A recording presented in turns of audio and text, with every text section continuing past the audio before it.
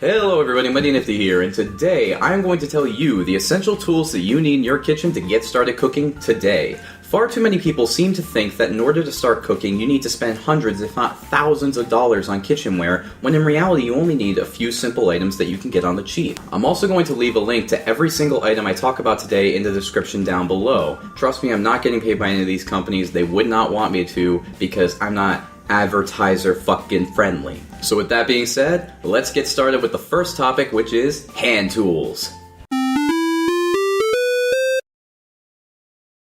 So the first thing on our list is going to be hand tools. Why is that? Well, that's because these are the things that get you closest to your food. These are what you handle your food with. If you don't have good hand tools, you're not going to make good food, period. So first thing on our list is knives. A good knife is really important, and in order to get a good knife, you need to have a sharp knife. A lot of people think sharp knives are more dangerous, and they're not.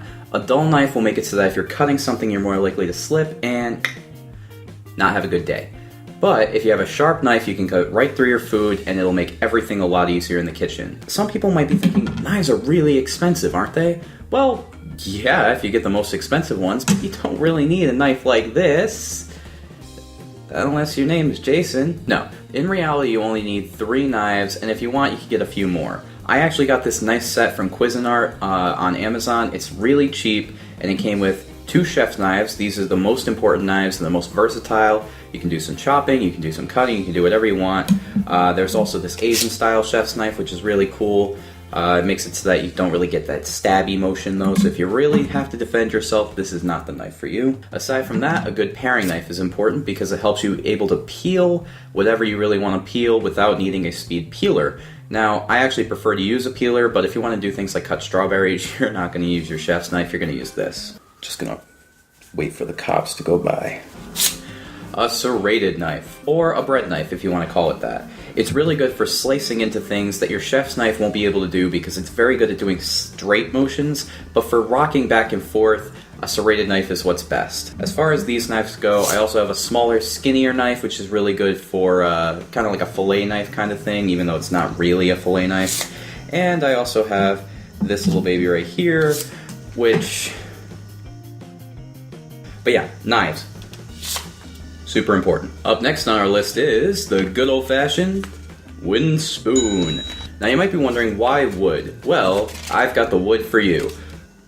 I'm so ashamed of myself. A wooden spoon is really good because it's flavor neutral, unlike a metal spoon, which can actually get some flavor of metal into your food. But even more important, wooden spoons aren't going to scrape your pan, and they also aren't going to melt. That makes these the ultimate tool for cooking with in the kitchen, whether it be stirring up something in the pan, or if it's just mixing up some pasta. Whatever you want to do, wooden spoons are your best friend. Up next on the list is tongs. Yes, tongs are great. All you gotta know is that you flip things with them. That's really all you do. You grab things, you flip things, but they're really useful, really versatile, really just perfect for flipping whatever you need to be flipped, and they're way better than a spatula or anything else really. The only disadvantage that they have is that they don't have a ton of surface area, so if you have something that tears apart very easily, you're going to need your spatulas.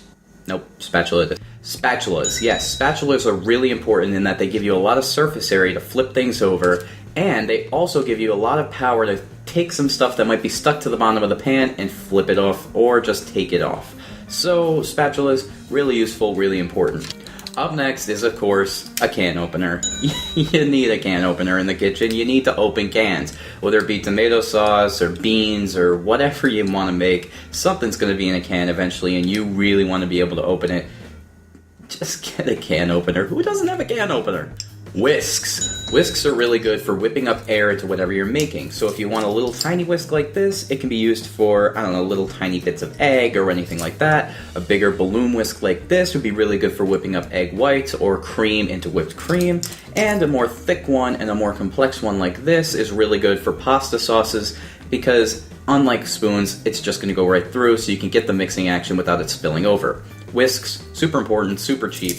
A whisk. Microplane graters. Yes, this is really important tool in the kitchen if you have something like nutmeg and you want to grate some spice in, if you have some Parmesan cheese and you want to garnish with it, anything you want to grate, this is your #1 tool for it. Again, lemons, limes, oranges, any kind of zest, perfect with a microplane grater. Important tool, get it super cheap again. A bottle opener. Yes, this is a double-sided bottle opener that's really good because it has one side for beer bottles and one side for wine.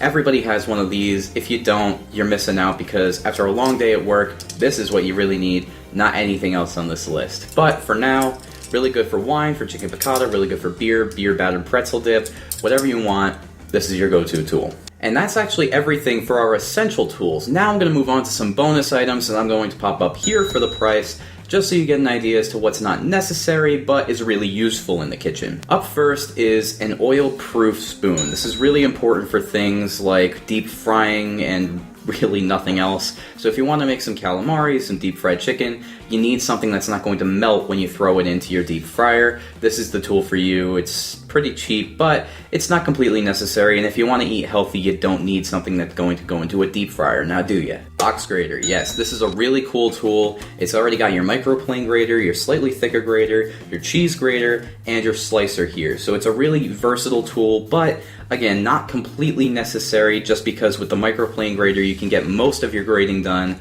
if not all of it. This just kind of speeds up the process and is really good, and haha, blinded you. Pastry spatulas. These are really good for when you want to mix some pastry and just get around the sides without having to scrape about 50 times with your wooden spoon. Again, not completely necessary, but really helpful. Pastry brush. Yes, this is really cool for if you want to baste the top of something with egg wash or water, or if you want to take something that's going to stick together with water. But you could use your finger, you could use a spoon, you could use whatever you really want. It just kind of speeds up the process and makes things a little bit easier. Speed peeler. Yes, like I said, you don't need one of these if you have a paring knife, but it will make everything a lot faster and a lot easier. Super cheap, super cool, but not 100% necessary, because if you have your paring knife you won't need it. Just something I thought I'd add to the list because it is really helpful and really speedy.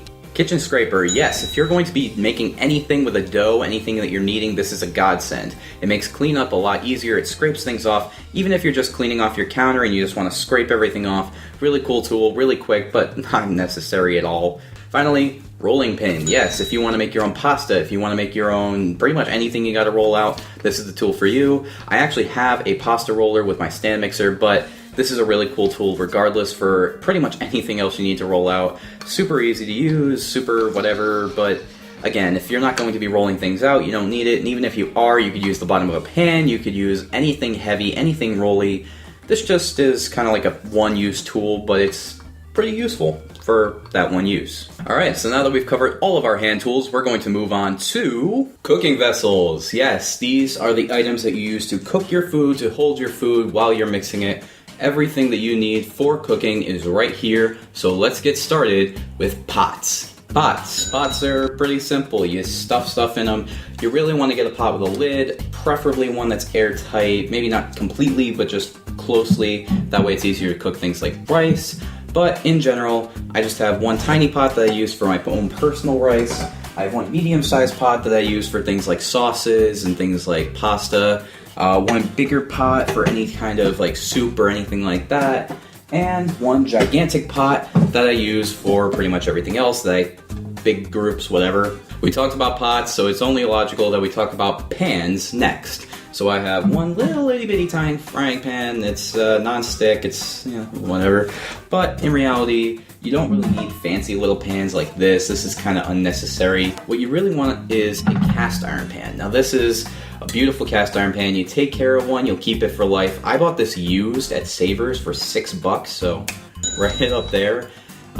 In reality, you'll probably end up paying $30 for one brand new, but they're really easy to restore, so if you can get one used at a garage sale or a yard sale, go for it. They're really not that bad to restore. Next up, I have a grill pan, because it came with the kit.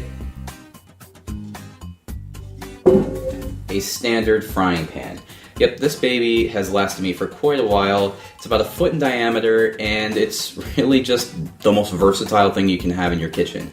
You can use it for tossing things, for cooking things, searing things, sauteing things, whatever you want to use it for, this is your best friend. I have one that's non-stick. If you want stainless steel, you can go for that. The only problem I have with this pan is the plastic handle, because I can't throw it in the oven after.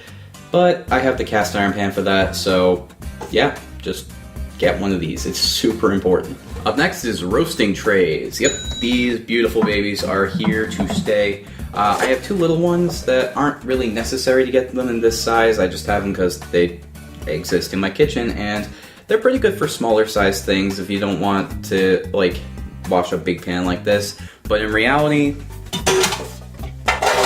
you're gonna want to use one of these. This is a big ass roasting tray. I've had it for years, and this was my parents before they gave it to me.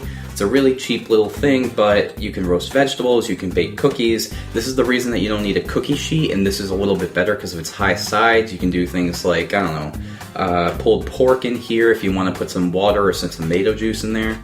Go for it. This is your best friend. Of course you're gonna need mixing bowls. Who would not think that? Of course you're gonna have mixing bowls. I had this little 5-piece set that comes with nice little rainbow colors. Got it for like $10. It's pretty nice, pretty cheap. Yeah, mixing bowls. You gotta mix your shit. And the last thing in our essential kitchen tools is sieves. Now, I have this one that's more of like a strainer because it's a bit thinner, but I still use it pretty often for sieving if I want it to go a little bit faster. But in general, I use this more as like a tiny strainer for personal size pasta. But what you're gonna want is one of these bigger sieves with a very, very fine little holes here, because it's great for if you want to sieve some flour or things together for baking. But one this big will actually replace a colander or a strainer. This will hold about half a box of pasta, so if you want to do a full box of pasta, you're still going to need a strainer. I'm not even putting this on the list just because it's so rare that you actually need to cook a full thing of pasta, unless you have a family, in which case, go buy a $5 strainer. It's fine. But yeah, super cool tool. Love it. Gotta have it. Alright, so that's really it for the essential cooking tools, because now we're going to move on to our bonus tools, starting with pestle and mortar. Yes, this is not just some big heavy thing that you use to beat the shit out of people who walk into your kitchen and criticize every little thing that you do, Mom. But this is actually used for grinding up spices, grinding up pestos. I have a little tiny one here because I really only use it for spices. If I'm going to make a pesto, I throw it in my food processor. But it's pretty useful, pretty neat, and, you know, grinding things by hand. Oh, that sound. Oh, anybody else getting some ASMR in here? No? Yeah, that's why it's not essential. Baking tray, or as I like to call it, a cookie sheet. Yep, this is a pretty old one that I have. I use it pretty much for cookies and anything that needs to be baked on a flat surface, essentially. It's got a bit more surface area than the roasting tray, so it can be useful. But again, if you have the roasting tray, it's not essential, but it can be helpful. A blender, yes. This is one of those tools that if you don't have it, you're not going to be able to make at least half the recipes that it's used to make. But again, it's a very limited selection of recipes that this uses, and it's great for soups, it's great for smoothies, but if it comes to whether or not it's necessary in a kitchen, for the price it costs, I'd say no. Food processor, yep, this baby is great for pestos, hummus, dips, whatever you want. It's not necessary. You don't need it, especially if you have a pestle and mortar that's pretty big, but it's really convenient, it's really nice. It's a pain in the ass to clean, but it's cool to have around if you can afford it, but not necessary. Okay, here we go. Yep, there it is, okay. Stand mixer. This is a really expensive tool. I actually got it for Christmas this year. I am so grateful to my parents for getting me this. This is a really cool tool. It's great for making things like pasta with the extra attachments. It's, you know, it's nice to have around the house, but you really don't need this thing. You can whisk by hand, you can knead by hand, you can mix by hand. This just speeds things up, makes bigger batches a lot easier to make.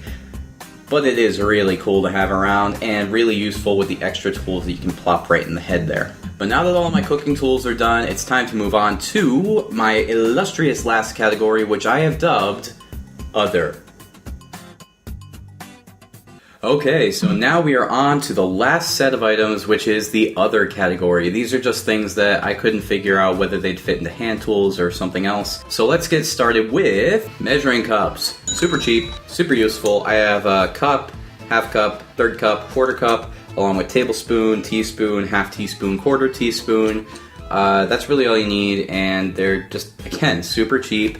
You know how to use them, you know why you need them, you just gotta get them. So, yeah. Up next we have cutting boards. Yes, these are super important because you don't want to fuck up your countertop when you're cutting things.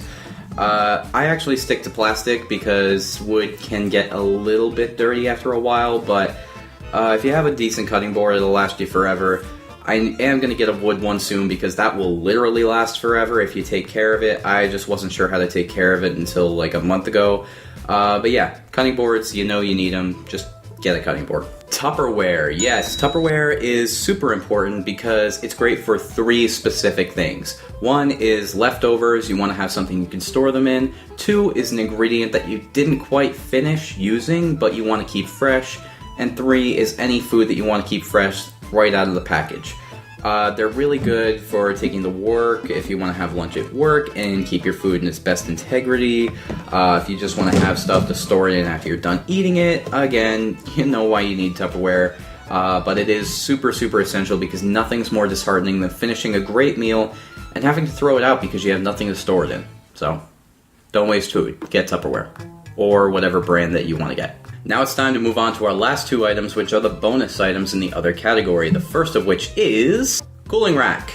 Yep, you know why you need it. You bake some bread, you bake some cookies, whatever. Get some air out from underneath it so that it doesn't get soggy on the bottom and just cools them a lot faster. Yeah, you know why you need a cooling rack. Just, you can get one if you want, but again, not completely necessary.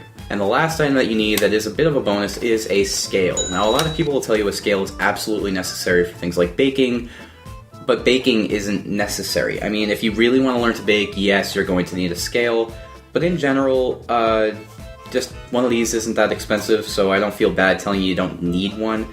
But if you really want one, you can get one. They're really useful, especially one of these that converts from grams to ounces to kilograms to whatever. Grams to kilograms, I should be able to do, but yeah. Scale, not necessary, but nice to have. Alright guys, so that's every single tool that you need to get started cooking today. I hope you want to check the description down below, maybe buy a few if you haven't got your kitchen started yet, because cooking and learning how to cook is one of the most rewarding experiences you will ever have in your life. It was for me, and I know it will be for you too. Whether it's cooking for yourself, cooking for your kids, or cooking for everyone that you know, your friends, your family, whatever it is, it's one of the most fun and rewarding things you will ever do in your life. So with that being said, I hope you subscribe to see more videos. I hope you watch more game reviews, some nifty recipes that you can make with just the tools I talked about here today. And most importantly, I hope you all have a mighty nifty day today.